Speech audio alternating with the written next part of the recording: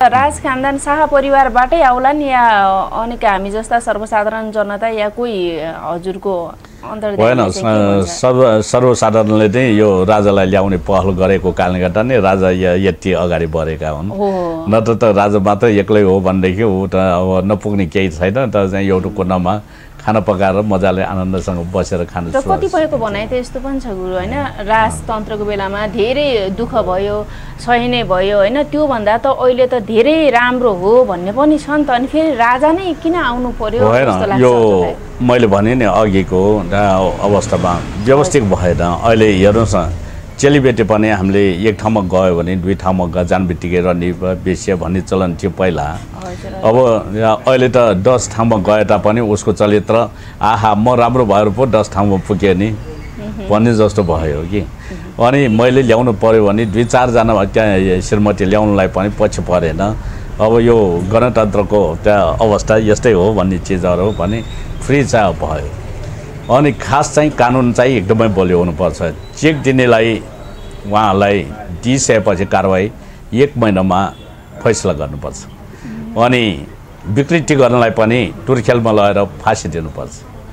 अनि त्यस्तै अवस्था त चाहिँ घरबारमा पनि तनाव दिएका व्यक्ति तर चाहिँ उसलाई छानबिन गरेर उसलाई चाहिँ जेल जिन्दगीभर पचाउनुपर्छ। मेरो चाहिँ त्यस्तो हुँदैन। अनि त्यसपछि त्यसरी गरिसकेपछि राज्यमा राज्य चलाउने व्यक्तिहरू मन्त्रीहरू पनि मन्त्री भइसकेपछि उसलाई बरु घरबार जम्मै खाने सुविधा उसको पाउन सुविधा उसले खर्च गर्ने सुविधा दिने, तर उसले चाहिँ अन्तर्राष्ट्रमा पैसा राख्न नपाउने। अनि यो देशमा चाहिँ विकसित देशलाई त चाहिँ उच्चारण गरेर उसले चाहिँ राजनीतिको संयममा ऊ चाहिँ पाइला टेके तापनि पछिको घरि मन्त्री चाहिँ यही अन्तर्राष्ट्रमा जस्तो 2 चोटि मन्त्री मात्रै हुन पाउने। उसले चाहिँ फेरि मन्त्री भइसकेपछि फेरि अरूलाई चाहिँ उसले मैले यसरी चलाउँदा यसरी हुन्छ है भनेर ज्ञान विवेक चाहिँ दिनुपर्ने थियो, त्यो हुनुपर्ने। गुरुजी अब राजा अहिले त गणतन्त्रलाई नै सुधारेर अगाडि लान सकिँदैन त, राजा भन्दा बेटर त यही गणतन्त्रलाई सुधारेर अगाडि जानु होला नि त होइन? हो होइन, राजालाई त अवश्य नै ल्याउनै पर्ने छ। ज्ञानेन्द्र शाह नै आउनु पर्ने कि उहाँ होइन, राजा भनेको चिज जोसुकै भए तापनि राजाको व्यवस्थितमा आउनु पर्यो। नेपाल सुधार्नु पर्यो भन्ने भनाइ। नेपाल चाहिँ एउटा क्या हेर्नुहोस् न, अब यो 45 वर्षको अन्तरालमा हामी यही दुबईको प्रान्त हेरौँ न। दुबईमा माछा मार्ने एउटा कुनै चिज घर पनि नभएको छाप्रो 2-4वटा भएका थियौँ। त्यति बेलाको अहिलेको अवस्था हो भनेदेखि अन्तर्राष्ट्रमा त चाहिँ 108वटा राष्ट्रले त चाहिँ त्यसलाई एउटा शीर्षकको एउटा त्यहाँ घुम्ने त्यहाँ चाहिँ एकदमै रमाइलो गर्न जाने त चाहिँ स्थान बनेका छ। त्यहाँ एकदमै राम्रो छ। अब जहाँको मान्छेहरू पनि त्यो ठाउँमा झुमेर जाने त्यहाँ बाटो सिर्जना भइसकेका छ। यस्तो देवभूमि छ कि यो सीता जन्मेको हाम्रो नेपाल, बुद्ध जन्मेको हाम्रो नेपाल, भिटकुरी जन्मेको हाम्रो नेपाल, अनि सगरमाथाले चुनेको हाम्रो नेपाल, पहिलो अन्तर्राष्ट्रलाई सापट दिने हाम्रो नेपाल, अनि अन्तर्राष्ट्रले बहादुरी कमाएर त चाहिँ शीर्षकमा नाम कोर्न सफल भएका नेपाल। अहिले त्यही नेपालमा हामी जन्मेका थियौँ, तर हामी के अन्तर्राष्ट्रमा बेच्नु पर्ने हामी छ त? अन्तर्राष्ट्रमा बेचिरहेको छ तपाईँ हामी। हेर्नुहोस् त, अहिले तपाईँले एउटा क्यामेरा मात्रै चलाएर तपाईँले जीवन चल्दैन। तपाईँको श्रीमान, तपाईँको श्रीमती या त तपाईँको जो कोही पनि त विदेश नगइकन तपाईँको घर चल्दैन थियो, चल्छ। अहिले हामी अन्तर्राष्ट्रमा बेचिरहेका छौँ। अन्तर्राष्ट्रमा हामी पारिश्रम त्यो कर्म नगरिकन अन्तर्राष्ट्रमा पारि नबोकिकन हामी खान पाएन। अहिले यहाँको पैसा जम्मै अन्तर्राष्ट्रमा जानुको लागि पनि त्यो पनि फिट परेर त चाहिँ हामी जग्गा जमिन बेचेर घर बन्नकी राखेर हामी जानुपर्ने बाध्यता बनायो।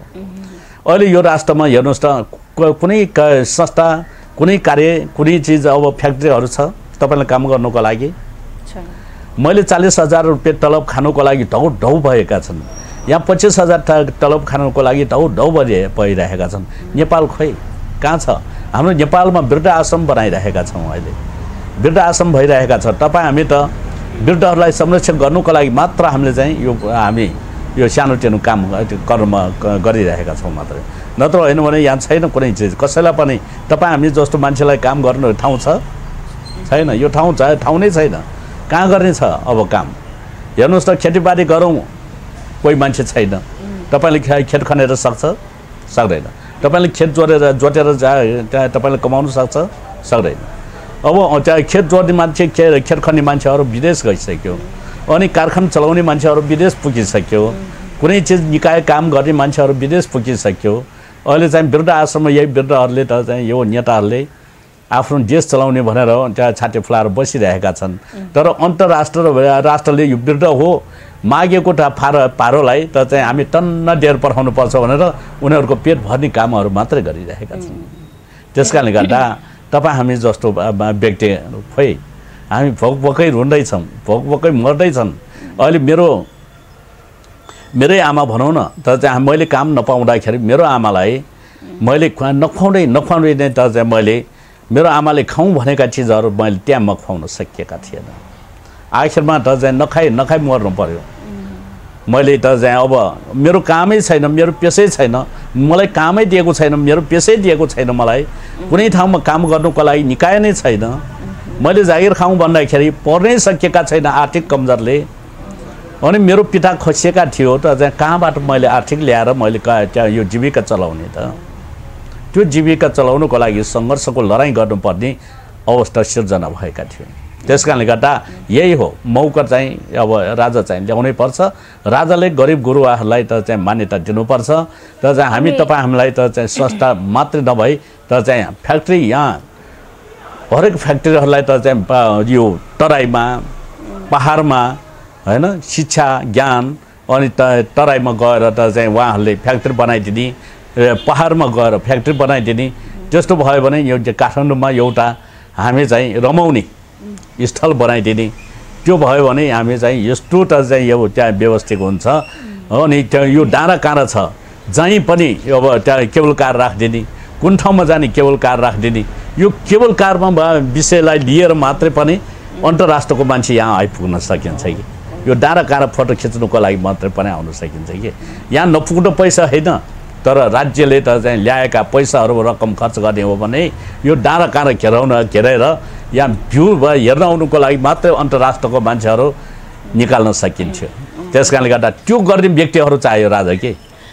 जस्तै हजुरले होइन ज्ञानेन्द्र राजा पनि होइन, तर राजा चाहिँ चाहियो भनेर भन्नुभयो होइन? चाहे उही किन नहोस्, विवेक ल्याउनु पर्यो। जस्तै अब त्यस पछाडिको अप्सन चाहिँ को होला त? उहाँको सुपुत्रहरू होइन, उसको नाति हुन सकिन्छ त चाहिँ उही पनि हुन सकिन्छ। हामीले चाहिँ किनभनेदेखि राजै चाहिन्छ, तर उसलाई विवेक सिकाउने व्यक्तिहरू त चाहिँ त्यस्तै ज्ञान गुणमा परिणत भएका व्यक्तिहरू, धर्मदातामा पार्नुपर्ने व्यक्तिहरू, अनि साधु सन्तहरू त चाहिँ आफूलाई स्वार्थमा परिणत नभएका व्यक्तिहरूलाई उहाँहरूले चाहिँ आफ्नो ज्ञानको गुणको भाषालाई बोलेर उसलाई शिक्षा दिने व्यक्तिहरू चाहियो। अनि राजा चाहिँ त्यो व्यक्तिले अवश्य नै हामीलाई गरोस् र हामीलाई चाहिँ मर्नुबाट तयारी होइन। हामी त बाँच्छु भनेर जन्मेका हो नि। हिजो जन्म हुँदाखेरि म मर्नुलाई पनि डराउँछु भनेर त चाहिँ मरे त्यहाँ बाँचेका हो नि हामी। त्यस कारणले गर्दा त्यो नमरेसम्मको हामी चाहिँ आनन्दसँग बाँच्नु पऱ्यो कि त्यो अवस्था सिर्जना गर्ने राजा होइन। हिजो ठुलो महायज्ञ जस्तै गरियो, त्यहाँ यज्ञ नै गरियो भनौँ होइन, के यज्ञद्वारा होइन त्यो तन्त्र मन्त्रद्वारा सम्भव हुन्छ त राजा आउनलाई कि देशको होइन? एउटा मान्छेले भावकपूर्णले त चाहिँ हामी त्यो सप्ताह लगाउँदा कुनै होमादि गर्दाखेरि भावपूर्णले गर्यो भनेदेखि त्यो सम्भव हुन्छ, त्यो हुन्छ नै अवश्य नै। किनभनेदेखि यही ठाउँमा आएका व्यक्तिहरू मर्नसम्मको आयुष्यमा भेन्टिलेटरमा भएका व्यक्तिहरूलाई मैले निवारण गरिसकेका छौँ। यही पारस सरकार पनि मैले उहाँ उता हुँदाखेरि सबैले मर्यो त चाहिँ अब उहाँको प्राण छैन, उहाँको श्वास छैन भनेका व्यक्तिलाई पनि मैले पूजाआजा गरेका थियो काल भैरवमा। उहाँको फुफू आउनुभएको थियो, उहाँले पूजा गर्दाखेरि उहाँलाई पनि निवारण गरेर हामी 7-8 दिनमै ल्याउन सफल भएका थियौँ।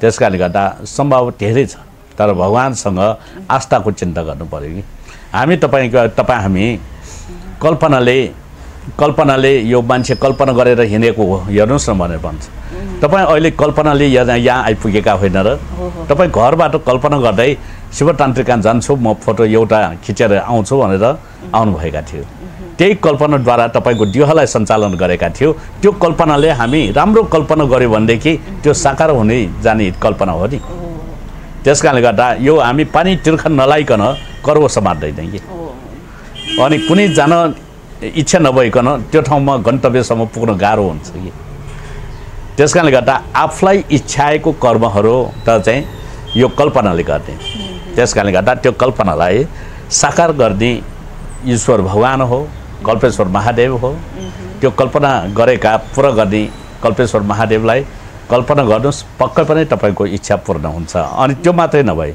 यहाँ सन्तान नभएका व्यक्तिहरू झनै हजारौँ हजार मान्छे सन्तान भयो अनि हजुर सन्तान भयो अब सन्तान भएको साथसाथै नै अनि कोही श्रीमानसँग मिल्न सकेन सन्तान त्यो श्रीमानसँग मिल्न पाऊँ भनेर यहाँ व्यक्तिहरू कहाँतिर हुँदै आउँछ तर यिनीहरूलाई पनि मिलाएका दिनहरू धेरै छन् हजारौँ हजार मान्छेहरू छन् तर किन आयो होला त मलाई पैसा सर्भिस रहेन पैसाको नाता होइन पैसाले तपाईँले किन्न पाउँदैन मैले तपाईँलाई किन्न पाउँदैन होइन पैसा भनेको चिज एउटा इमान्दारको जीवन यात्राहरू हो त्यस कारणले गर्दा पैसा तपाईँले बेच्न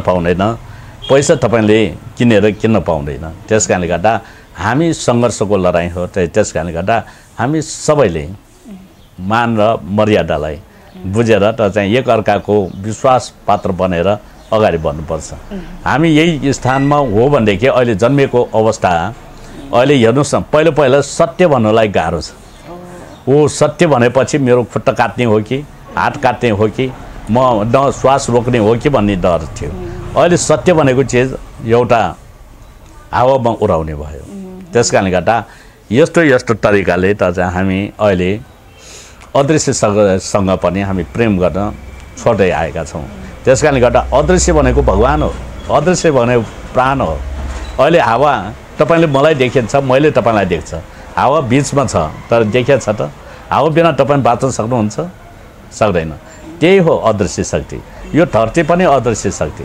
धरतीमा हामी कुल्चिन्छौँ पिसाब गर्छौँ फोहोर गर्छौँ लाचार गर्छौँ महल बनाउँछु छाप्रो बनाउँछु खाल्टो खन्छु तर नदी नालो बगाइदिन्छु तर हामी पनि त्यही ठाउँमा पुरे पनि गाडे पनि त चाहिँ त्यो मलाई किन गाडिस् भनेका थियो र मलाई किन खाल्टो खनिस् भनेका छ र छैन नि उसले हरेक छिनमा हामीलाई तर यो प्राणलाई एउटा नि एउटा तरिकाले त हामीलाई प्राण दिइरहेका हुन्छ हामीलाई पाउ टेक्न दिइरहेका हुन्छ त्यस कारणले गर्दा यी धरती जन्मजननी आमा धरती आमा अनि गङ्गा आमा यी तीन आमालाई भगवानको रूपमा हेर्नुपर्छ जस्तै गुरुजी होइन अब यो म अन्त्यमा आएँ अब यो 15 गते जेठ 15 गते चाहिँ गणतन्त्र अन्त्य गर्ने नै निश्चित हो भनेछ होइन आन्दोलन सफल होला जस्तो लाग्छ हजुरलाई लास्ट आन्दोलन चाहिँ हुन्छ तर त्यो दिन चाहिँ राजालाई गद्दीमा ल्याउन चाहिँ सकिँदैन होइन अब हजुरको त्यो बाणीले चाहिँ कहिलेसम्म आउला जस्तो हुन्छ त यानी फिक्स आउन चाहिँ 100% आउँछ 100% तर यिनीहरू अब नेताहरू झगडा गर्ने समय आयो झगडा गर्ने समय आयो अनि मन्त्रीले च्वाट्ट चाहिँ राजालाई अनि वार्ता गरिसकेपछि त्यो राजालाई गद्दीमा ल्याउनुको लागि थोरै टाइम छ अब धेरै टाइम नेताहरूले नै ल्याउँछ राजालाई हजुर त्यसरी नै हुन सकिन्छ तर खास चाहिँ गुरुजी राम्रो भयो भनेको चिज त्यहीबाटै मात्रै उपलब्ध छ न त सम्भव छैन हजुरलाई धेरै धेरै धन्यवाद जय सम्भव जय भले